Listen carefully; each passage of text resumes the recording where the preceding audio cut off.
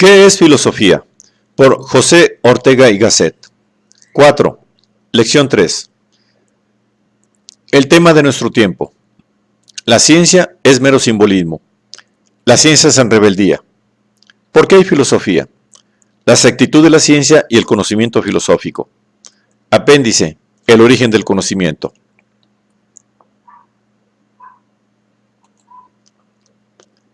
Quedamos el día pasado poco más que en el umbral de lo que yo me proponía haber desarrollado durante la lección. Deseaba enunciar las causas inmediatas, aún a sabiendas de que constituyen una insuficiente explicación, de por qué hace un siglo se contrajo y angostó el ánimo de los filósofos y por qué en cambio hoy vuelve a dilatarse. Solo me alcanzó el tiempo para hablar del primer punto. La filosofía quedó aplastada, humillada por el imperialismo de la física y empavorecida por el terrorismo intelectual de los laboratorios. Las ciencias naturales dominaban el ambiente y el ambiente es uno de los integrantes de nuestra personalidad, como la presión atmosférica es uno de los factores que componen nuestra forma física. Si no nos apretase y limitase, tocaríamos con el occipucio de las estrellas, como Horacio quería, es decir, seremos informes, indefinidos e impersonales. Cada uno de nosotros es por mitad lo que él es y lo que es el ambiente en que vive. Cuando éste coincide con nuestra peculiaridad y la favorece, nuestra personalidad se realiza por entero, se siente por el contorno corroborada e incitada a la expansión de su resorte íntimo. Cuando el ambiente nos es hostil, como está también dentro de nosotros, nos obliga a una perpetua disociación y forcejeo, nos deprime y dificulta que nuestra personalidad se desarrolle y plenamente fructifique. Esto aconteció a los filósofos bajo la atmósfera impuesta por la tiranía de los soviets experimentales. No es necesario decir que ninguna de estas palabras mías, que a veces llevan de sobra acusado su perfil, significa censura ni moral ni intelectual para aquellos hombres de ciencia ni para aquellos filósofos. Fueron como tenían que ser y ha sido sobremanera fértil que fueran así. No pocas calidades de la nueva filosofía son debidas a aquella etapa de forzada humildad, como el alma hebrea se hizo más sutil e interesante después de la esclavitud de Babilonia. Ya veremos, en concreto, cómo después de haber sufrido con sonrojo los filósofos que los hombres de ciencia los desdeñasen echándoles en cara que la filosofía no es una ciencia, hoy nos complace, al menos a mí, ese denuesto y recogiéndolo en el aire lo devolvemos diciendo: la filosofía no es una ciencia porque es mucho más. Pero ahora conviene preguntarse por qué se ha producido este nuevo entusiasmo de los filósofos por su filosofía, esta confianza en el sentido de su labor y este aire resuelto que nos lleva a ser filósofos sin medrosidad ni timidez, a ser filósofos, diríamos, impúdicamente, audazmente, jovialmente. Dos grandes hechos, a mi juicio, han favorecido esta mutación. Hemos visto que la filosofía había quedado reducida a poco menos a la teoría del conocimiento. Así se titulaba la mayor parte de los libros filosóficos publicados entre 1860 y 1920. Y notaba yo el hecho demasiado sorprendente de que en esos libros así titulados no se encontrase jamás planteada en serio esta cuestión: ¿qué es conocimiento? Como esto es un poco y aún un mucho monstruoso, sorprendemos aquí uno de estos casos de ceguera determinada que produce en el hombre la presión de un ambiente, imponiéndole como evidentes e indiscutibles ciertos supuestos que son precisamente los que más convendría discutir. Estas cegueras varían de una época a otra, pero nunca faltan, y nosotros tenemos la nuestra. La razón de esto nos ocupará otro día, cuando veamos que el vivir se hace siempre desde o sobre ciertos supuestos que son como el suelo en el que para vivir nos apoyamos o de que partimos. Y esto en todos los órdenes, en ciencia como en moral y política como en arte. Toda idea es pensada y todo cuadro es pintado desde ciertas suposiciones o convenciones tan básicas, tan de clavo pasado para el que pensó la idea o pintó el cuadro, que ni siquiera repara en ellas y por lo mismo no las introduce en su idea ni en su cuadro. No las hallamos ahí puestas, sino precisamente supuestas y como dejadas a la espalda. Por eso, a veces no entendemos una idea o un cuadro. Nos falta la palabra del enigma, la clave de la secreta convención. Y Como, repito, cada época, voy a precisar más, cada generación parte de supuestos más o menos distintos. Quiere decirse que el sistema de las verdades y el de los valores estéticos, morales, políticos, religiosos, tiene inexorablemente una dimensión histórica. Son relativos a una cierta cronología vital humana, valen para ciertos hombres nada más. La verdad es histórica. ¿Cómo, no obstante, puede y tiene que pretender la verdad ser sobrehistórica sin relatividades absoluta? Es la gran cuestión. Muchos de ustedes saben ya que para mí el resolver dentro de lo posible esa cuestión constituye el tema de nuestro tiempo. El supuesto indiscutible e indiscutido que el pensador de hace 80 años llevaba en la masa de la sangre era que no hay más conocimiento del mundo sensu estricto que la ciencia física, que no hay más verdad sobre lo real que la verdad física. Entrevimos vagamente el otro día que acaso existen otros tipos de verdad y que la verdad física, aún mirada desde fuera, tiene ciertamente dos admirables cualidades: su exactitud y el ir regida por un doble criterio de certidumbre, la deducción racional y la confirmación por los sentidos. Pero estas cualidades, con ser magníficas, no bastan para asegurar que no hay más perfecto conocimiento del mundo, más alto tipo de verdad que la ciencia física y la verdad física. Para afirmar esto, fuera menester desarrollar en toda su amplitud la pregunta: ¿qué sería lo que llamaríamos conocimiento ejemplar, prototipo de verdad, si llevásemos con precisión el sentido que en sí lleva la palabra conocer? Solo cuando sepamos qué es, en su significación plenaria, conocimiento, podemos ver si los que el hombre poseen llenan o no esa significación o se aproximan a ella meramente. Mientras no se haga esto, no puede hablarse en serio de teoría del conocimiento. Y en efecto, con haber pretendido la filosofía de los últimos tiempos no ser sino eso, resulta que no ha sido ni eso. Pero, entre tanto, la física crecía y en los últimos 50 años llegaba a una amplitud y perfección tales, a un grado de precisión y a una esfera de observaciones tan gigantesca que fue preciso reformar sus principios. Sea esto dicho para quien vulgarmente cree que la modificación de un sistema doctrinal indica poca firmeza de una ciencia. La verdad es lo contrario, porque los principios de Galileo y Newton eran válidos.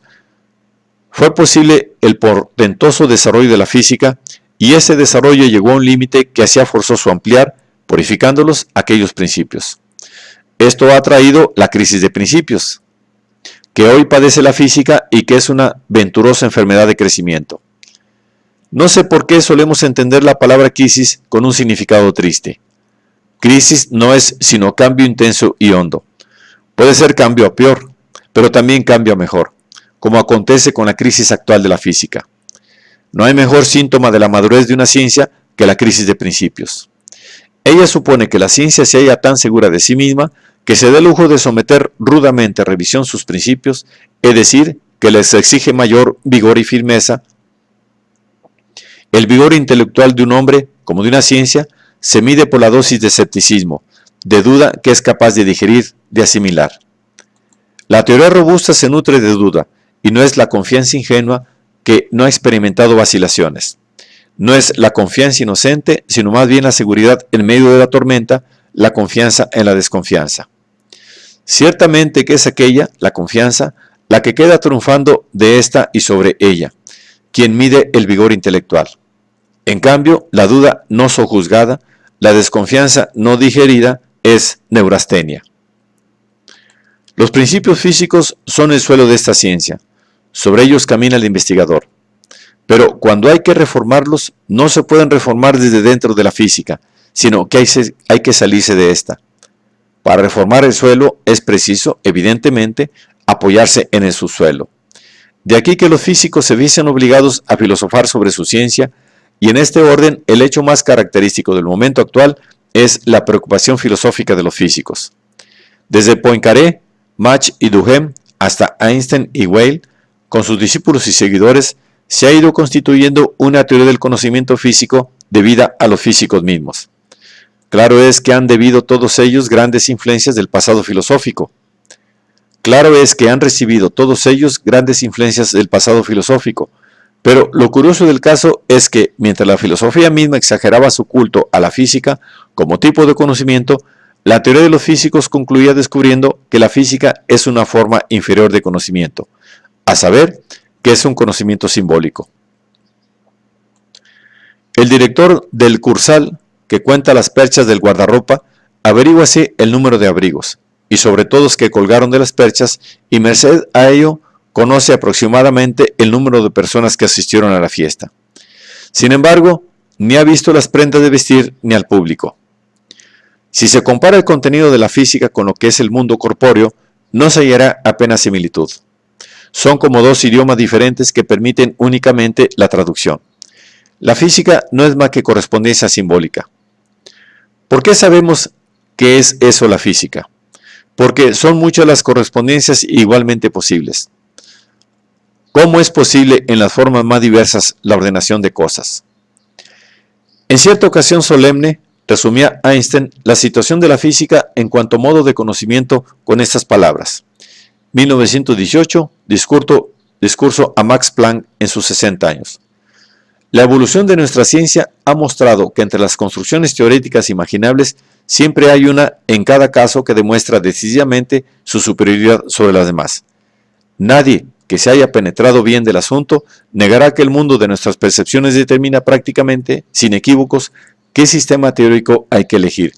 Sin embargo, no hay ningún camino lógico que conduzca a los principios de la teoría. Es decir, que muchas teorías son igualmente adecuadas y que, hablando en rigor, la superioridad de una se funda meramente en motivos prácticos. Los hechos la recomiendan, pero no la imponen. Solo en ciertos puntos toca el cuerpo doctrinal de la física con el real de la naturaleza. Son los experimentos. Podríase variar aquel siempre que permaneciesen esos puntos en contacto. Y el experimento es una manipulación nuestra mediante la cual intervenimos en la naturaleza obligándola a responder. No es pues la naturaleza, sin más, y según ella es lo que el experimento nos revela, sino solo su reacción determinada frente a nuestra determinada intervención. Por consiguiente, y esto me importa dejarlo subrayado en expresión formal, la llamada realidad física es una realidad dependiente y no absoluta, una cuasi realidad, porque es condicionada y relativa al hombre. En definitiva, llama realidad el físico a lo que pasa si él ejecuta una manipulación. Solo en función de esta existe esa realidad. Ahora bien, la filosofía busca precisamente como realidad lo que es con independencia de nuestras acciones, lo que no depende de ellas. Antes bien, éstas dependen de la realidad plenaria aquella. Ha sido vergonzoso que después de tanta teoría del conocimiento fabricada por los filósofos, tuvieran que encargarse los físicos mismos de dar la última precisión al carácter de su conocimiento y revelarnos que lejos de representar la ejemplaridad y prototipo del conocer, es en rigor una especie inferior de teoría, distante del objeto que intenta penetrar. Resulta, pues, que estas ciencias, sobre todo la física, avanzan haciendo de lo que era su limitación el principio creador de sus conceptos. Por tanto, para mejorar no intentan utópicamente saltar fuera de su sombra, superar su fatal y nativo término, sino al revés, aceptan este alegremente apoyándose en él, instalándose sin nostalgias dentro de él, consiguen llegar a la propia plenitud. La actitud opuesta a esta era la dominante en el último siglo. Entonces cada cual aspiraba a ser ilimitado, a ser lo que eran los demás y él no era. En el siglo en que una música, la de Wagner, no se contenta con ser música, sino sustituto de la filosofía y hasta de la religión, es el siglo en que la física quiere ser metafísica y la filosofía quiere ser física, y la poesía pintura y melodía. Y la política no se contenta con serlo, sino que aspira a ser credo religioso y, lo que es más desaforado, a hacer felices a los hombres.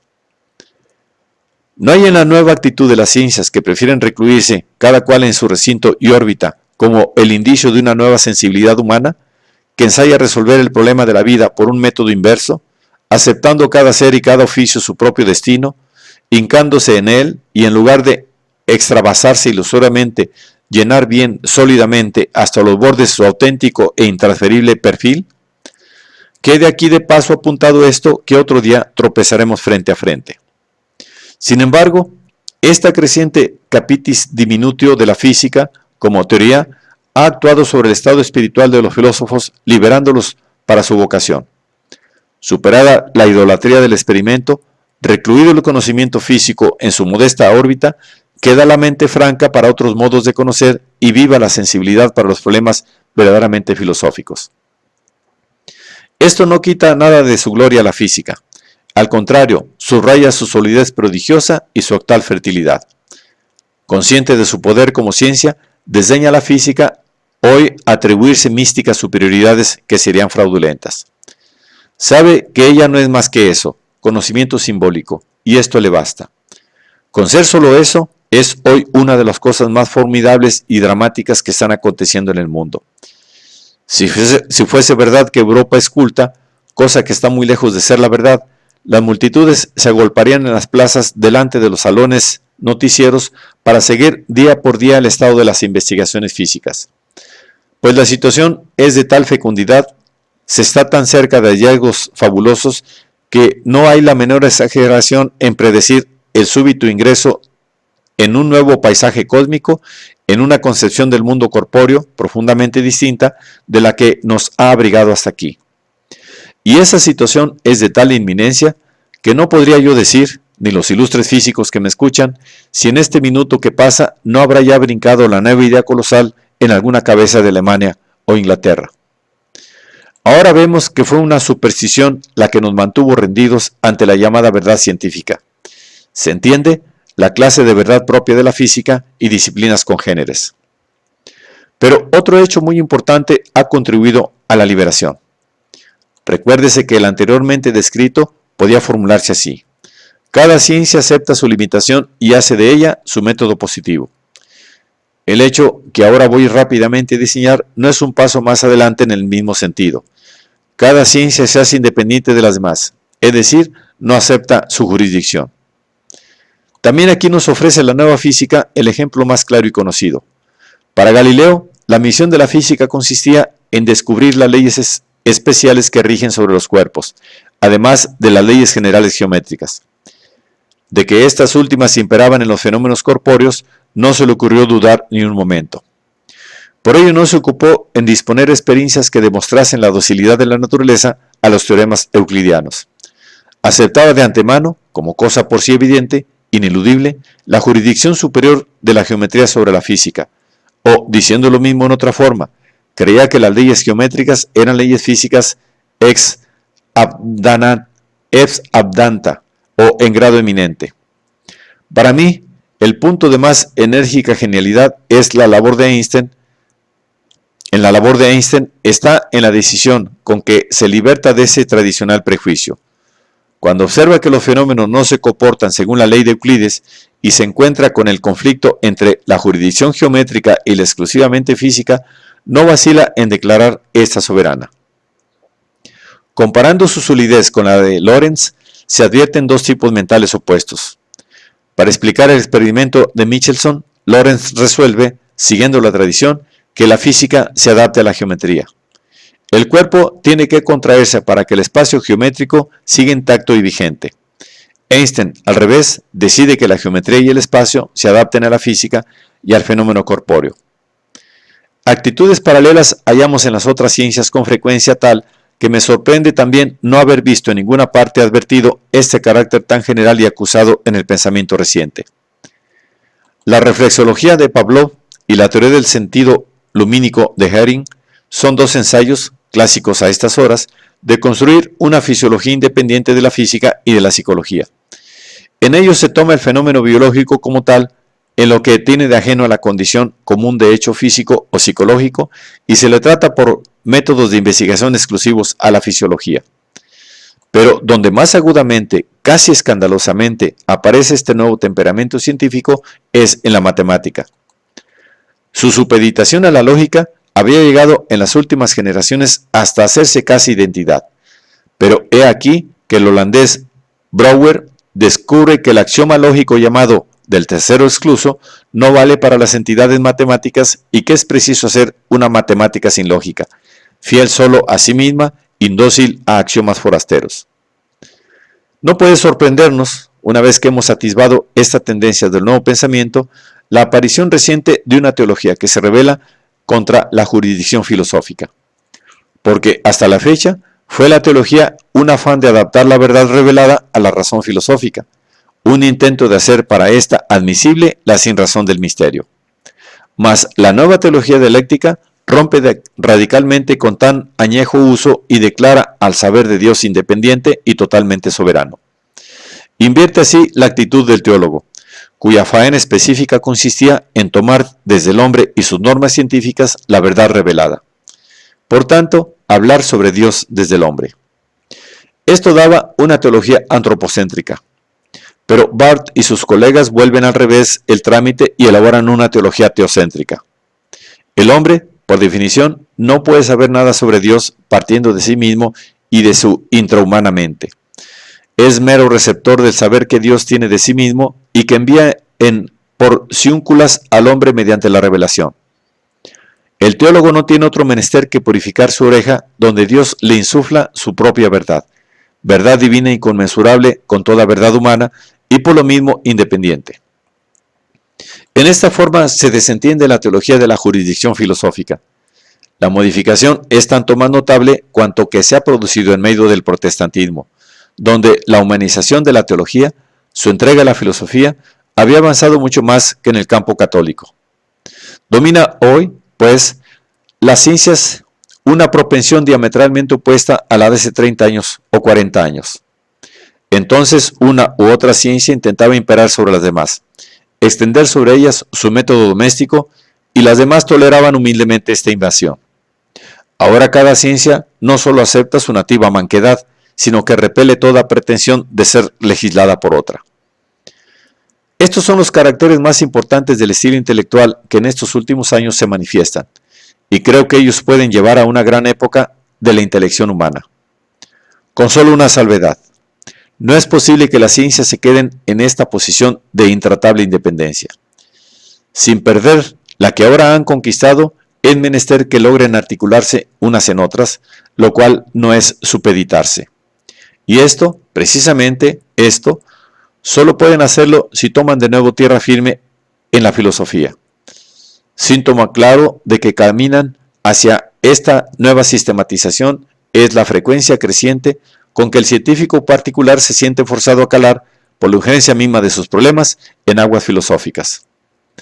Pero mi asunto ahora no me deja desviarme a consideraciones sobre el porvenir de la ciencia, y lo que he insinuado sobre su presente vino solo para mostrar las condiciones intelectuales atmosféricas que han predispuesto al retorno a una filosofía mayor, corrigiendo el encogimiento de los últimos 100 años. El filósofo encuentra en la combinación del aire público nuevo coraje para hacerse también independiente y fiel a la limitación de su destino. Pero hay otro motivo más fuerte que los apuntados para que sea posible un renacimiento filosófico. La tendencia a aceptar cada ciencia su propia limitación y a proclamarse independiente son solo condiciones negativas bastantes para quitar los estorbos que durante un siglo han paralizado la vocación filosófica, pero no nutren ni menos provocan enérgicamente a esta. ¿Por qué vuelve, pues, el hombre a la filosofía? ¿Por qué vuelve a ser normal la vocación hacia ella? Evidentemente, se vuelve a una cosa por la misma razón esencial que llevó a ella la primera vez. Si no es que el retorno carece de sinceridad, es una falsa vuelta, un fingir que se vuelve. Esto nos obliga a plantearnos la cuestión de por qué al hombre se le ocurre en absoluto hacer filosofía. ¿Por qué al hombre, ayer, hoy y otro día, se le ocurre filosofar?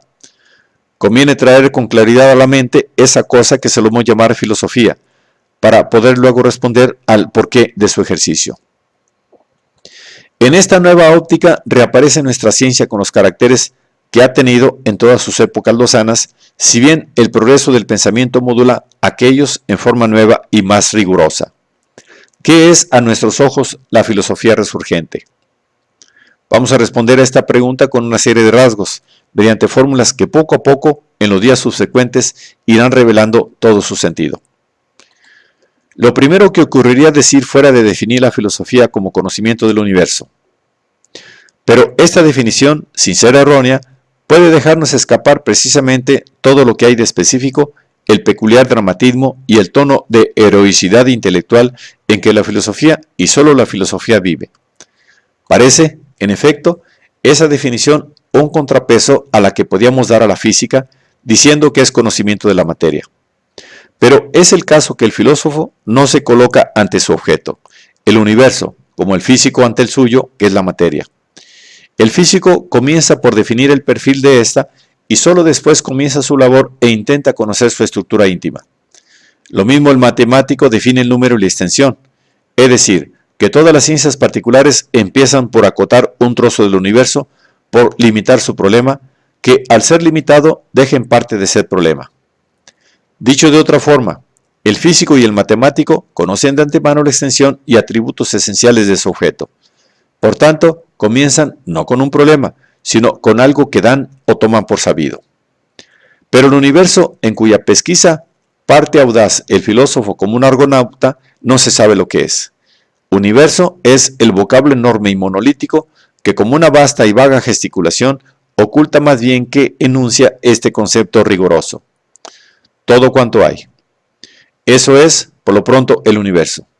Eso, nótenlo bien, nada más que eso, porque cuando pensamos el concepto, todo cuanto hay, no sabemos qué sea eso que hay. Lo único que pensamos es un concepto negativo, a saber, la negación de lo que solo sea parte, trozo, fragmento. El filósofo, pues, a diferencia de todo otro científico, se embarca para lo desconocido como tal. Lo más o menos conocido es partícula, porción, esquirla de universo. El filósofo se sitúa ante su objeto en actitud distinta de todo otro conocedor. El filósofo ignora cuál es su objeto y de él sabe solo. Primero, que no es ninguno de los demás objetos. Segundo, que es un objeto integral, que es el auténtico todo, el que no deja nada fuera y por lo mismo el único que se basta. Pero precisamente ninguno de los objetos conocidos o sospechados posee esa condición. Por tanto, el universo es lo que radicalmente no sabemos, lo que absolutamente ignoramos en su contenido positivo. En otro giro podríamos decir, a las demás ciencias les es dada su objeto, pero el objeto de la filosofía como tal es precisamente el que no puede ser dado, porque es todo, y porque no es dado tendrá que ser un sentido muy esencial el buscado, el perennemente buscado. Nada hay de extraño que la ciencia misma cuyo objeto hay que empezar por buscar, es decir, que hasta como objeto y asunto es ya problemática, tenga una vida menos tranquila que las otras, y no goce a primera vista de lo que Kant llamaba der sichere Gang. Este paso seguro, tranquilo y burgués, no lo tendrá nunca la filosofía, que es puro heroísmo teorético. Ella consistirá en ser también como su objeto, la ciencia universal y absoluta que se busca. Así, la llama el primer maestro de nuestra disciplina, Aristóteles, la ciencia que se busca. Pero tampoco en la definición antedicha, filosofía es conocimiento del universo, significa conocimiento lo mismo que en las ciencias particulares. Conocimiento en su sentido estricto y primario significa solución positiva concreta a un problema, es decir, penetración perfecta del objeto por el intelecto de su sujeto. Ahora bien, si conocimiento fuese solo eso, la filosofía no podría comprometerse a hacerlo. Imaginen ustedes que la nuestra llegase a demostrar que la última realidad del universo está constituida por un ser absolutamente caprichoso, por una voluntad aventurera e irracional. Esto creyó en efecto descubrir Schopenhauer.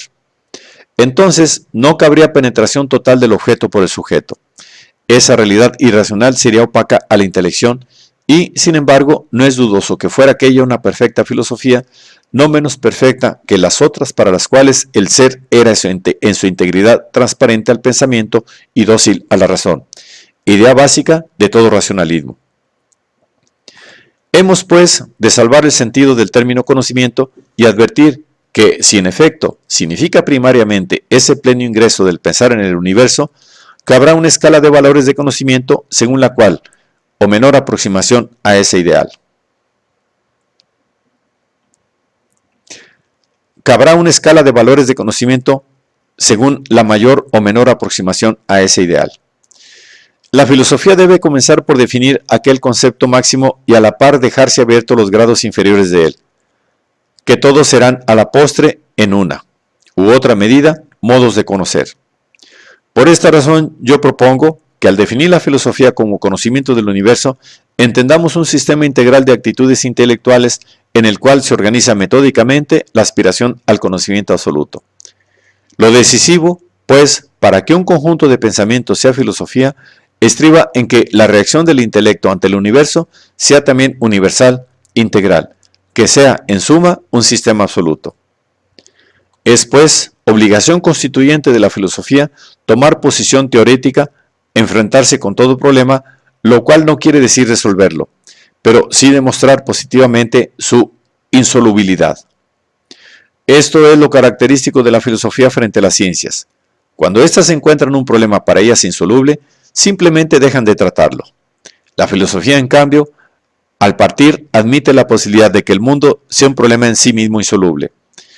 Y el demostrarlo sería plenamente una filosofía que cumpliría con todo rigor su condición de tal.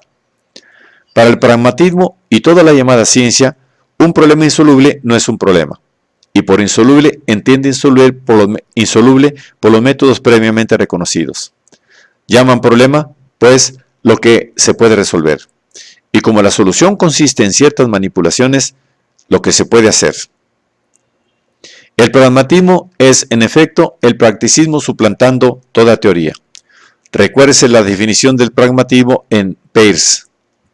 Mas, al propio tiempo, es la teoría sincera en que se expresa el modo cognoscitivo de las ciencias particulares, que conserva un resto de actitud práctica que no es puro afán de conocer, y por lo mismo, aceptación de un problema ilimitado. ¿De dónde viene, se preguntará, este apetito del universo, de integridad del mundo que es raíz de la filosofía? Sencillamente, ese apetito que parece peculiar a la filosofía es la actitud nativa y espontánea de nuestra mente en la vida. Confusa o claramente, al vivir, vivimos hacia un mundo en derredor que sentimos o presentimos completo. El hombre de ciencia, el matemático, el científico, es quien taja esa integridad de nuestro mundo vital y aislando un trozo de él, hace de él su cuestión. Si el conocimiento del universo o filosofía no da verdades del mismo tipo que la verdad científica, tanto peor para ésta. La verdad científica se caracteriza por su exactitud y el rigor de sus previsiones. Pero estas admirables calidades son conquistadas por la ciencia experimental a cambio de mantenerse en un plano de problemas secundarios, dejando intactas las últimas, las decisivas cuestiones. De esta renuncia hace su virtud esencial y no sería necesario recalcar que por ello solo merece aplausos. Pero la ciencia experimental es solo una exigua porción de la mente y el organismo humanos. Donde ella separa, no separa el hombre.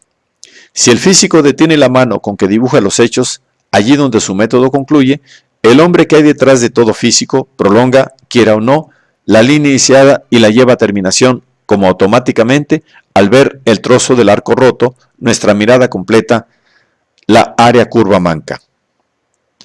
La misión de la física es averiguar que cada hecho que ahora se produce su principio, es decir, el hecho antecedente que originó aquel. Pero este principio tiene a su vez un principio anterior, y así sucesivamente, hasta un primer principio originario. El físico renuncia a buscar este primer principio del universo y hace muy bien. Pero repito que el hombre, donde cada físico vive alojado, no renuncia y de grado o contra su albedrío, se le va el alma hacia esa primera y enigmática causa. Es natural que sea así. Vivir es, de cierto, tratar con el mundo, dirigirse a él, actuar en él, ocuparse de él. De aquí que sea al hombre materialmente imposible, por una forzosidad psicológica, renunciar a poseer una noción completa del mundo, una idea integral del universo. Delicada o tosca, con nuestra anuencia o sin ella, se incorpora en el espíritu de cada cual esa fisonomía transcientífica del mundo y viene a gobernar nuestra existencia con más eficiencia que la verdad científica. Violentamente quiso el pasado siglo frenar la mente humana allí donde la exactitud finiquita. Esta violencia, este volverse de espaldas a los últimos problemas, se llamó agnosticismo. He aquí lo que ya no está justificado ni plausible. Porque la ciencia experimental sea incapaz de resolver a su manera estas cuestiones fundamentales, no es cosa de que, haciendo ante ellas un gracioso gesto de zorra hacia uvas altaneras, las llame mitos y nos invite a abandonarlas. ¿Cómo se puede vivir sordo a las postreras dramáticas preguntas? ¿De dónde viene el mundo? ¿A dónde va? ¿Cuál es la potencia definitiva del cosmos? ¿Cuál es el sentido esencial de la vida? No podemos alentar confinados en una zona de temas intermedios, secundarios. Necesitamos una perspectiva íntegra, con primero y último plano, no un paisaje mutilado, no un horizonte al que se ha amputado la palpitación incitadora de las postreras lontananzas. Sin puntos cardinales, nuestros pasos carecerían de orientación. Y no es pretexto bastante para esa insensibilidad hacia las últimas cuestiones declarar que no se ha hallado manera de resolverlas. Razón de más para sentir en la raíz de nuestro ser su presión y su herida. ¿A quién le ha quitado nunca el hombre? ¿A quién le ha quitado nunca el hambre saber que no podrá comer? Aún insolubles, seguirán esas interrogaciones alzándose patéticas en la comba faz nocturna y haciéndonos sus guiños de estrella. Las estrellas, como Heine decía, son inquietos pensamientos de oro que tiene la noche. El norte y el sur nos orientan, sin necesidad de ser ciudades asequibles para las cuales quepa tomar un billete de ferrocarril.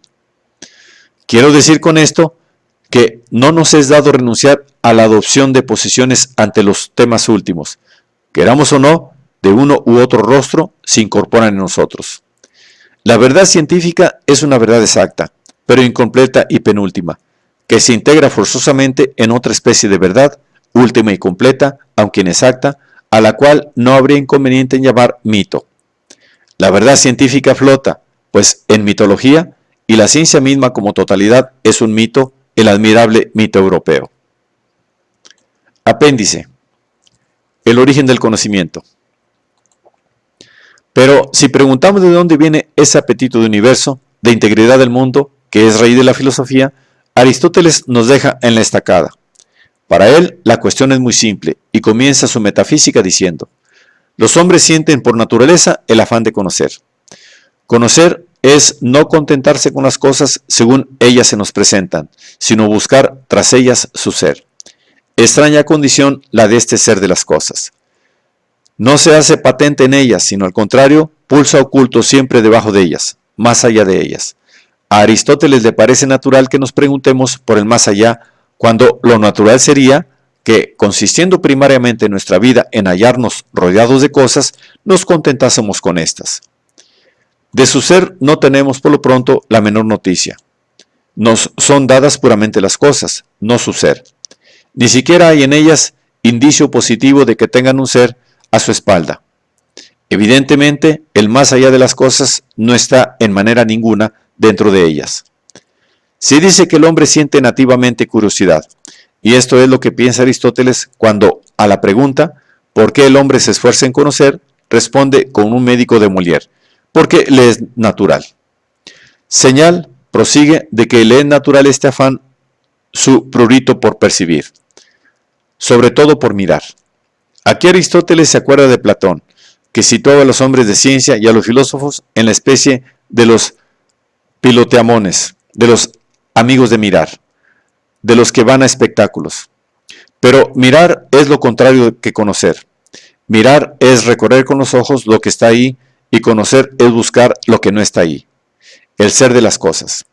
Es precisamente un no contentarse con lo que se puede ver, antes bien, un negar lo que se ve como insuficiente y un postular lo invisible, el más allá esencial. Aristóteles, con esta indicación y con otras muchas que abundan en sus libros, nos revela cuál es su idea del origen del conocimiento. Según él, consistiría simplemente en el uso o ejercicio de una facultad que el hombre tiene, como mirar sería no más que usar de la visión. Tenemos sentidos, tenemos memoria que conserva los datos de aquellos, tenemos experiencia en que esta memoria se selecciona y decanta. Todos ellos son mecanismos natos del organismo humano, que el hombre, quiera o no, ejercita. Pero nada de eso es conocimiento, ni aunque añadamos las otras facultades más estrictamente llamadas intelectuales, como abstraer, comparar, colegir, etc. La inteligencia, o conjunto de todos esos poderes, es también un mecanismo con que el hombre se encuentra dotado y que evidentemente sirve, más o menos, para conocer. Pero el conocer mismo no es una facultad, dote o mecanismo. Es, Por lo contrario, una tarea que el hombre se impone. Y una tarea que acaso es imposible. Hasta tal punto no es un instinto el conocimiento. Al conocer usamos de nuestras facultades, pero no por un simple afán de ejercitarlas, sino para subvenir a una necesidad o menester que sentimos, la cual necesidad no tiene por sí misma nada que ver con ellas y para la que tal vez estas facultades intelectuales nuestras no son adecuadas o por lo menos suficientes.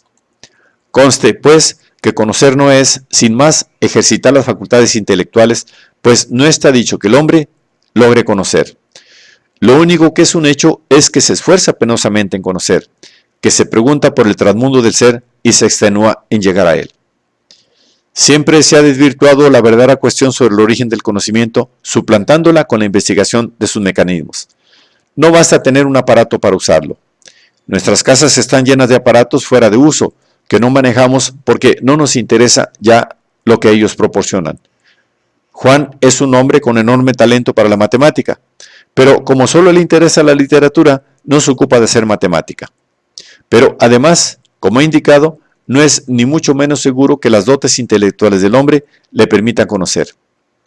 Si por naturaleza del hombre entendemos, como Aristóteles, el conjunto de sus aparatos corpóreos y mentales y su funcionamiento, habremos de reconocer que el conocimiento no le es natural. Al contrario, cuando usa de todos esos mecanismos, se encuentra con que no logra plenamente eso que él se propone bajo el vocablo conocer. Su propósito, su afán cognoscitivo, trasciende sus dotes, sus medios para lograrlo. Echa mano de cuantos utensilios posee, sin conseguir nunca plena satisfacción con ninguno de ellos ni con su conjunto. La realidad es, pues, que el hombre siente un extraño afán por conocer y que le faltan sus dotes. Le fallan sus dotes, lo que Aristóteles llama su naturaleza. Esto obliga, sin remisión ni escape, a reconocer que la verdadera naturaleza del hombre es más amplia y que consiste en tener dotes, pero también en tener fallas. El hombre se compone de lo que tiene y de lo que le falta. Si usa de sus dotes intelectuales en largo y desesperado esfuerzo, no es simplemente porque las tiene, sino al revés, porque se encuentra menesteroso de algo que le falta y a fin de conseguirlo moviliza, claro está, los medios que posee. El error radicalísimo de todas las teorías del conocimiento ha sido no advertir la inicial incongruencia que existe entre la necesidad que el hombre tiene de conocer y las facultades con que cuenta para ello. Solo Platón entrevió que la raíz del conocer, diríamos, su sustancia misma, está precisamente en la insuficiencia de las dotes humanas, que está en el hecho terrible de que el hombre no sabe. Ni el Dios ni la bestia tienen esta condición. Dios sabe todo y por eso no conoce. La bestia no sabe nada y por eso tampoco conoce. Pero el hombre es la insuficiencia viviente. El hombre necesita saber. Percibe desesperadamente que ignora. Eso es lo que conviene analizar. ¿Por qué al hombre le duele su ignorancia? ¿Cómo podía dolerle un miembro que nunca hubiese tenido?